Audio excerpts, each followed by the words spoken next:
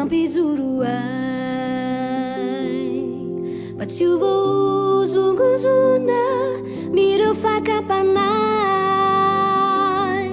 finoko anao tompo finoko anao no mampijoro ay jamais fo marainao mivavaka aminao mametraka ny fiainako ampelantananao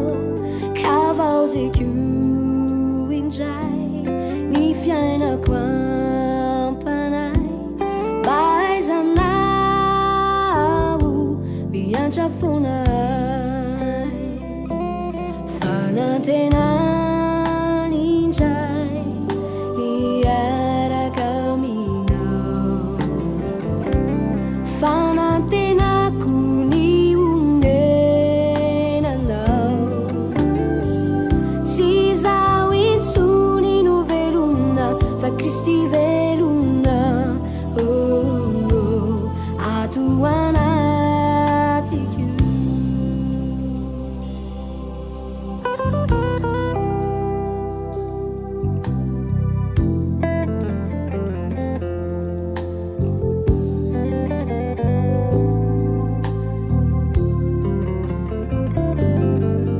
fa fitiavana toko nombony indrindrao io fitiavany o tompo no mampandefitrай ka mampetony ny ambopoko fitiavana tompo nombony indrindrao fanantenany indray niaraka aminao fanantenako ny onenanao tsy zaho intsony no velona fa Kristy velona ato anatiko fanantenany indray miaraka aminao fanantenako ny onenanao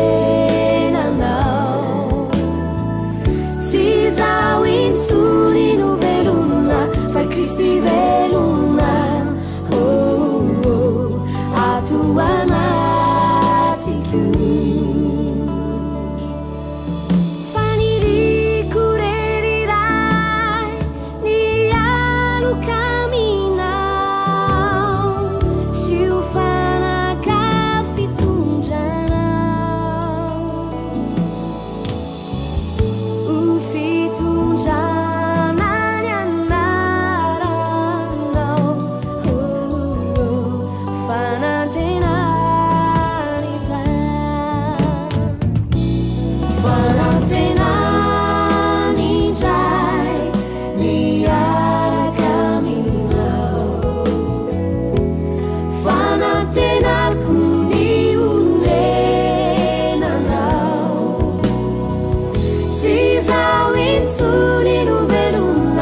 Kristy veluna